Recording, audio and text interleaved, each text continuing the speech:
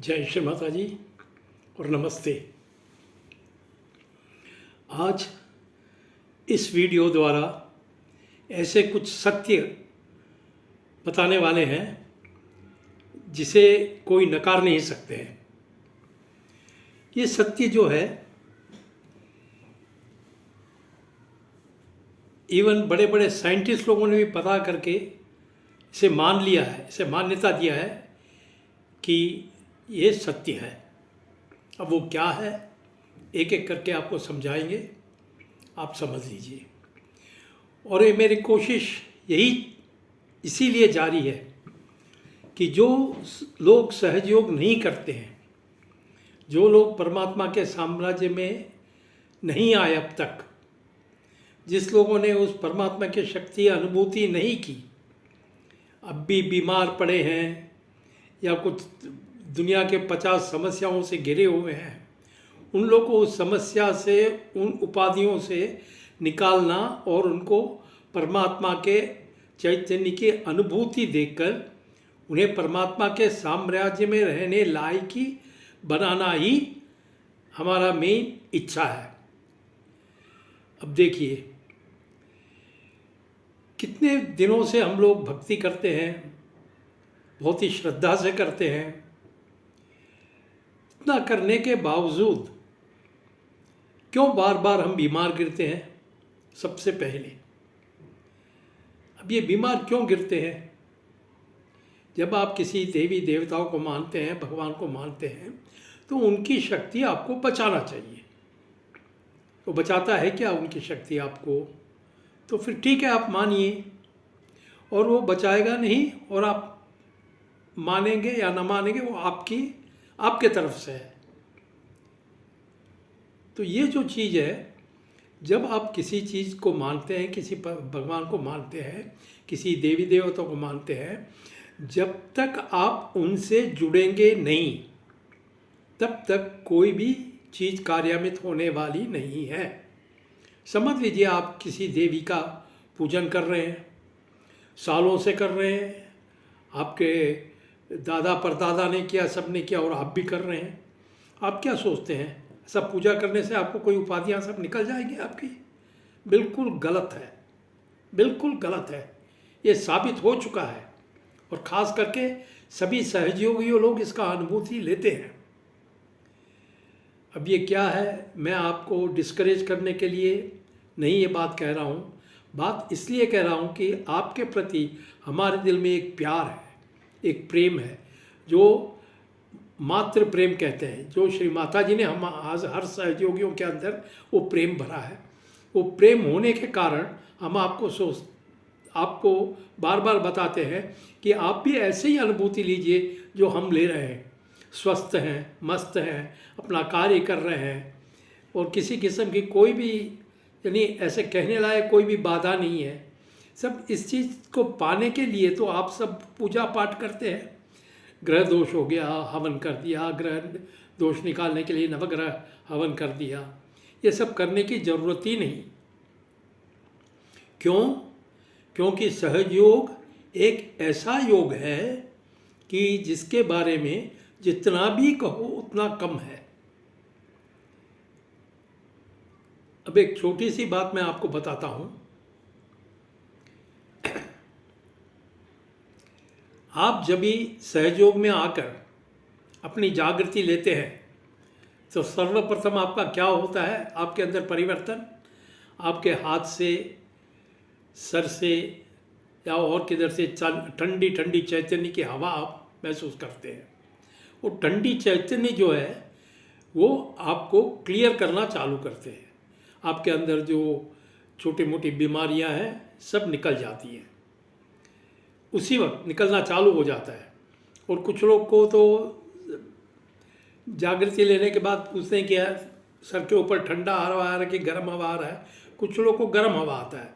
तो गर्म हवा क्यों आता है? इसलिए कि आपके अंदर जो आपकी कुंडलिनी उठ चुकी है वो आपका क्लियरेंस कर रही है, और क्लियरेंस करते टाइम जो नेगेटिविटी निकाल रही है वो सर से गर्म हवा के रूप में निकल जाती है बाहर। मतलब आपका दुरुस्ती हो रहा है।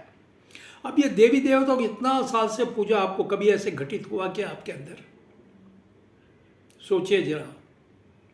और देवी देवता किस लिए आप पूज रहे हैं, पहले उसका मकसद भी समझिए। कोई भी पूजा करने के पहले कुछ भी है, एक मकसद हमें समझना चाहिए। भाई जब ये आदमी बहुत पीड़ित रहता है स्वास्थ्य के बारे में, तो अपने स्वास्थ्य के लिए भगवान को पूजा करना चालू करता है, प्रार्थना करता है हमारी ये पीड़ा हर लो, हैं? सब जगह सब तरफ के सभी टाइप के भगवान लोग को पूजने लगते हैं, करते हैं, लेकिन उसमें कितना आपका पीड़ा दूर होता है? ये जो है ना, ये चीज़ को पहले आप समझ लेना चाहिए अच्छी तरह से। और आप समझ लिए आज एक भगवान को पूज रहे हैं, आपने वो पूजन करना छोड़ दिया, तो भगवान आपको दंड देने वाले नहीं हैं। इस चीज़ को आप अपने दिल में अच्छी तरह से बैठा लीजिए। भगवान तो प्रेम का रूप है, भगवान प्रेम का रूप है, वो परमात्मा का ही अंग प्रत्यंग है वो लोग, तो वो लोग प्रेम के रूप है, वो क्यों आपको दंड करेंगे? अरे आप सही मार्ग में जाएंगे तो वो लोग खुश होंगे, आप आके जागृति लेंगे और अपने आत्मा को जागृत करेंगे तो वो लोग खुश होंगे, और वो भी वही चाहते हैं, लेकिन आप कर नहीं रहे वो। अब जो बाप दादा के ज़माने से चलते आ रहा है उसी के पीछे पड़े हैं। क्या पाया, कितना तंदुरुस्ती सुधरा आपको? कुछ लोग रामायण पढ़ते हैं, रट रट के रामायण पढ़ के रामायण ऐसा मुंह बंद करके एकदम सुनाने लगते हैं, और कुछ लोग गीता पढ़ते हैं, गीता पढ़ के सुनाने लगते हैं, पूरा बाय हार्ट हो जाता है। अरे भाई रोज़ पढ़ते रहेंगे तो एक चीज़ बाय हार्ट हो जाएगा, उसमें कौन सी बड़ी बात है, हैं? लेकिन वो पढ़ने के बाद उसका असर क्या हुआ आपके अंदर? क्या कृष्ण भगवान की जो शक्तियाँ थी, उनके अंदर जो गुण थे, उसमें से कुछ तो भी आपके अंदर जागृत हुआ क्या? देखिए, नहीं हुआ, होएगा भी नहीं। वो कब होता है, अभी मैं वो समझाता हूँ आपको।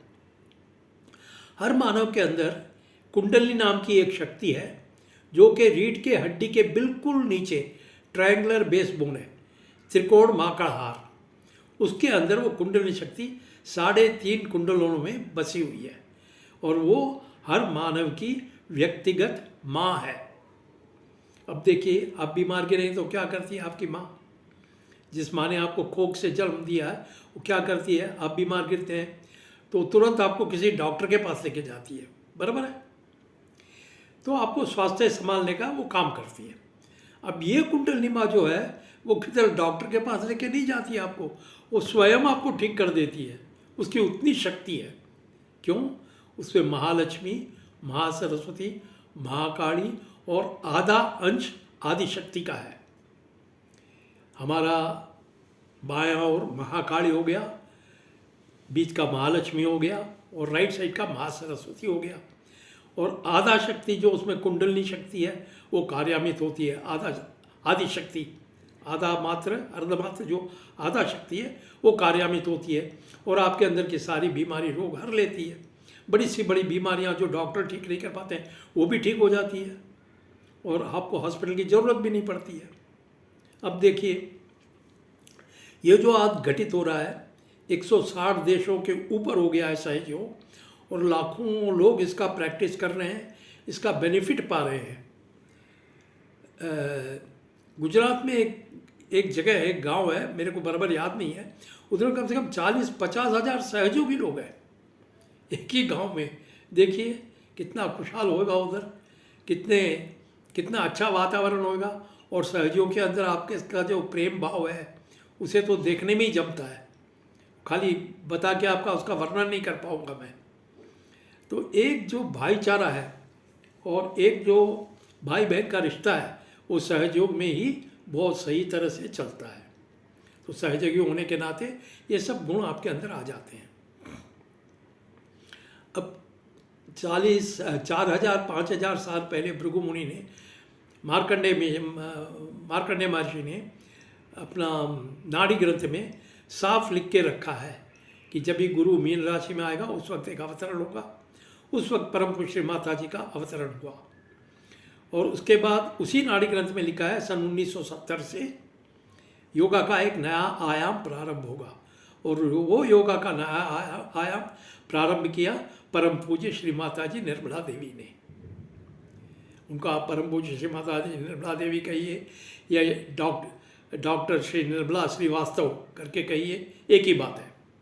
लेकिन हम लोग उन्हें प्यार से श्री माता जी कहते हैं, क्योंकि उन्होंने हमें अपना माँ का रूप दिया है, माँ का प्यार दिया है, और हमारी संरक्षण भी वही कर रही हैं। और हम लोग के जीवन में, सहयोगी लोग के जीवन में श्री माता जी का कितना महत्व है वो सिर्फ सहयोगी ही जान सकता है, और दूसरे कोई जान नहीं सकता है। इसको हम वर्णन भी नहीं कर सकते, कि जो कुछ श्री माता जी हम लोग के लिए कर रही है उसको हम लोग किसी भी कीमत पर उसका वर्णन नहीं कर सकते। बहुत ही अधिक कहते हैं ना, हम लोग लास्ट में गाते हैं, माता जी you have given us more than we could ask. यानी हम जो मांगने को भी नहीं आता है, हम जो मांगना चाहते हैं उससे और कई गुना ज़्यादा देती है, और वो सत्य है। तो श्री माता जी की ऐसे हर सहयोगियों के ऊपर कृपा बनी है और कृपा बनी रहेगी।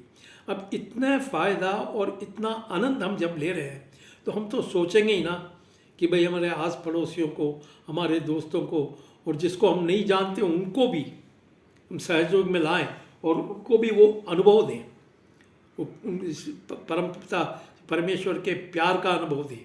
श्री माता जी ने जो प्यार सिखाया उसका अनुभव दें, और वही प्यार सारे दुनिया को बदलने वाला है। वही प्यार आपके संरक्षण करती है, और वही प्यार आपके सेहत को भी बनाए रखती है, और वही प्यार आपको शांति का अनुभव देती है, समृद्धि देती है, आपको आपके स्पिरिचुअल, आपके आध्यात्मिक उन्नति भी देती है, वही शक्ति है। तो ये देने के लिए हम लोग बार बार नए सहयोगों को बोलते हैं, करते हैं।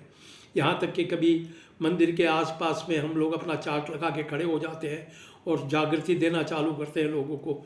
श्री माता जी ने कहा कम से कम एक टाइम जागृति दे दीजिए आप सब लोग को, हैं, जागृति दे दीजिए। जो आने वाले बड़े बड़े एपिडेमिक्स है, ये है, उसमें से कुछ तो बच जाएंगे, उसमें से परमात्मा उनको बचा लेगा। तो एक टाइम जागृति दे दीजिए। अब देखिए, शिव पुराणों में लिखा है शिवरात्रि का महत्व, बराबर है। शिवरात्रि का महत्व क्या? शिव उस दिन निकलते हैं शिवरात्रि में, वो देखते हैं कि कौन जागृत है। अब जागृति क्या है हम लोग समझते नहीं थे। हम बचपन में शिवरात्रि बोलते, जागृत बोलेगा तो हम लोग ताश खेलते थे बोलेगा अक्खा रात सोने का नहीं। तो हम लोग हम क्या करते थे, हमारे मम्मी से, डैडी से बोलते थे हम 9 बजे का पिक्चर जाएंगे, 9 से 12 बजे तक पिक्चर रहता है पिक्चर देख के आते थे, फिर कुछ खेलना कूदना चालू करते थे। तो ये जो है ना, ये गलत है। जागृत उसको नहीं बोलते हैं, कितनों की आत्मा जागृत है, क्योंकि आत्मा में शिव जी का वास है, आत्मा में शिव जी का वास है, आत्मा में उनका सीट जो है वो हमारे सहस्रार में है। तो शिव जी शिवरात्रि के दिन देखने निकलते हैं कि कितने लोग जागृत हैं, जागृत अवस्था में कितने लोग हैं। और इसीलिए शिवरात्रि का महत्व है उधर ही, लेकिन इसे लोग समझते नहीं हैं, अभी भी बहुत लोग नहीं समझते हैं। तो ये छोटी छोटी बातें हैं। और दूसरी क्या है, जब भी हम किसी चीज़ का एक चीज़ समझ लीजिए, कोई व्यक्ति कोशिश करता है कोई एक चीज़ हासिल करने के लिए, भाई 1 दिन करेगा, 2 दिन करेगा, 10 दिन करेगा, 1 महीना करेगा, 2 महीना करेगा, 1 बरस करेगा, फिर तो वो छोड़ेगा ना उसको। जब तक उतना नहीं होता है तो वो समझ जाएगा नहीं होता है, लेकिन उसमें से उसका फिर दूसरा रास्ता निकलता है। तो वो रास्ता आपका निकला क्या दूसरा, वो रास्ता बताने के लिए हम लोग बैठे हैं, सहयोगी लोग बैठे हैं, अपना प्यार लिए, आपके लिए दिल में प्यार लिए, आपको समझा के सहयोग समझाने के लिए हम लोग बैठे हैं, सहयोगी लोग बैठे हैं। किसी भी वक्त किधर